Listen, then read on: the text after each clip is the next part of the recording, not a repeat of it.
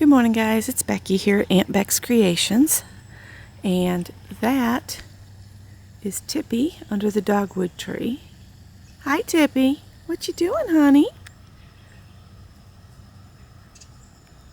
Oh, she's trying to get the net that has the finch seeds in it. It's like a toy hanging there. But it's kind of a dreary day. But you can see the fall colors. And I just thought I'd come out and walk around in the yard a little bit, show you what we did this weekend. Adele, Scott's sister, was up and she cleaned more in the basement and filled the great big Herbie Kirby up. The new gutters are promptly filling with leaves, so when the trees get done doing their thing, Scott will get up on a ladder and clean those out.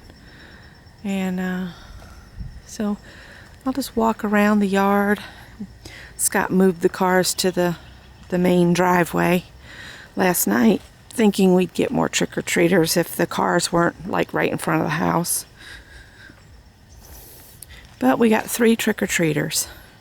Trick-or-treating just isn't what it used to be, you know, like when my son was little or when I was little, for that matter.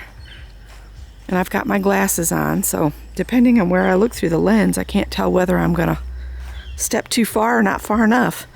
And I'm a little congested this morning. So, like, we got, I got 2 more of the storm windows back up on the front of the house, so I can open 2 more windows. One of the neighbors heading out to work. And our truck and Adele's truck, and I thought she was getting that this weekend, but it didn't work out that the person that was going to use her car didn't come up. So, and the little dogwood tree by the back door is real pretty. And then, of course, the woods down there are just full of beautiful fall colors. Side yard, still full of leaves. Adele raked back here since she got all this cleaned up. And you can see some of the residue there. There's another bag of trash I got to remember to get up front. And we got some of the lattice up. The last opening you see there, that is where Scott's going to put a set of doors so we can still get under the porch. The insurance company had this big thing that this was all open, but the thing about it is it's not open under the house. It's only open under the porch, but they wanted it all closed in. So Scott worked, and his knee is so swollen, y'all. It's just unreal, and he's in a lot of pain. Before he can do the door construction, we've got to firm up that corner. We bought bricks to build a pylon up to underneath there to increase the strength on that corner, and he's going to drive some rebar in there and put concrete out on the outside and on the inside to firm up the wall, kind of like he did over here. See how he added some concrete here to just firm this up? He's going to do the same thing down there, but put the rods down in there. And I took Howie yesterday and got his shots, so he's all ready to go, except needs to be neutered. And since the kittens are old enough, I'm going to see if the vet will, if I can catch the 2 females and Howie, if we could just bring them all in, and then he could do their shots and their spaying. I'm going to sit down here.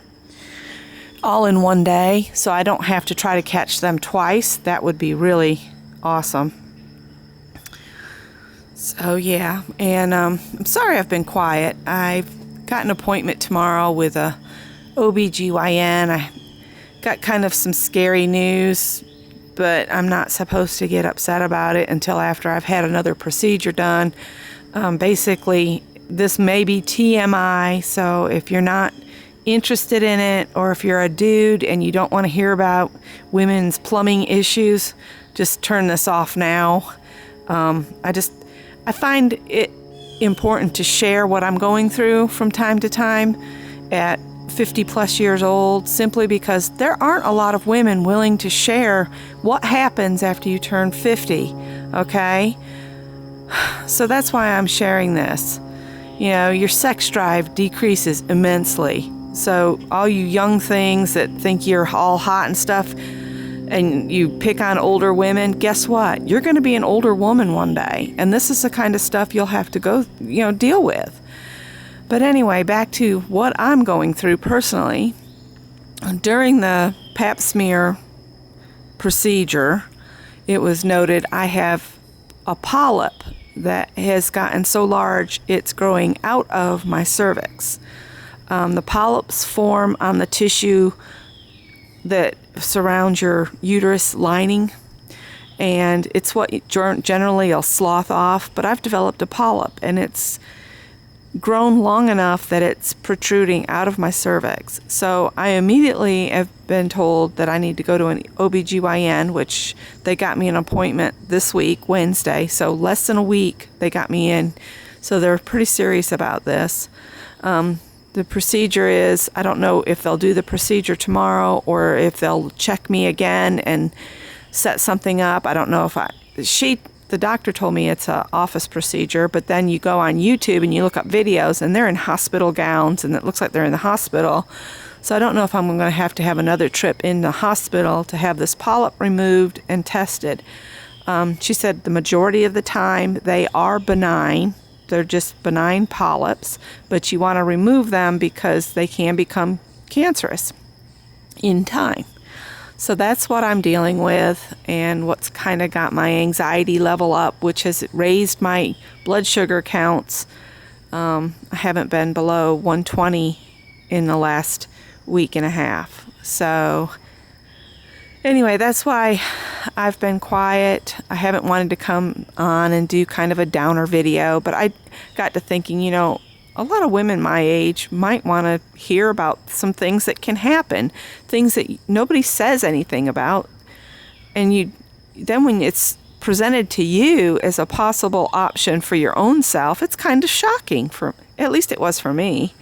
I'd never heard of uterine polyps. Maybe I live under a rock, but, it's not something you think about. But that's what I'm going through, and tomorrow I will find out more. And hopefully it's an easy thing to take care of, and it won't require any further things to happen, but I just have to wait and find out. One of the kittens can hear me talking. I just heard them jump over the rail on the other side. So it's just real pretty and quiet out here this morning. I hear some squirrels fussing. The other morning, the kittens were kind of freaking out on the porch, and I didn't know what was going on. And then I heard all this huge amount of noise, something big walking through the leaves in the woods right up close here. It was a whole herd of deer. There must have been like 6 or 7 deer walking through, and I can understand why the kittens were kind of taken aback there. And I found a house that is just like perfect for us, but we're in that catch-22 where we have no funds for a down payment because all our money is tied up in that other house that we own and in the property, and we're not getting any offers on the property. We've got people interested, and the realtor emails Scott that they're interested, but then we never hear anymore. So we're just kind of caught. But this house is less than what we will get our other house for, so we'd have money to do updates, put in a separate garage for Scott. It just is just perfect for us. But like I said, we're just kind of caught until we get our house down there sold, and Greg figures out what he's going to do. He's talking like he wants to move up here with us, and then other times he talks that he wants to move to Maryland near some friends. But I guess we'll find out what he decides. But that's my update, and I'm going to do some artsy stuff today just to calm my nerves, and maybe I'll turn the camera on and record some of it. Thanks for watching, guys, and thanks for thinking about me. Bye.